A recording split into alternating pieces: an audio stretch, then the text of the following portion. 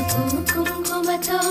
పాలు పన్నీటితో శ్రీగంధపు ధారతో పంచామృతాలతో అంగాంగం తడుపుతూ దోషాలను కడుగుతూ గంగోత్రికి జరుపుతున్న అభ్యంతర స్నానం. అమ్మా గంగమ్మ, కృష్ణమ్మకు చెప్పమ్మా కష్టం కలిగించొద్దని,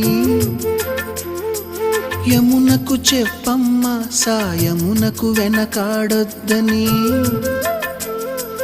గోదారికి కావేరికి ఏటికి సెలయేటికి కురిసేటి జడివానకి దూకే జలపాతానికి నీతో బుట్టులందరికీ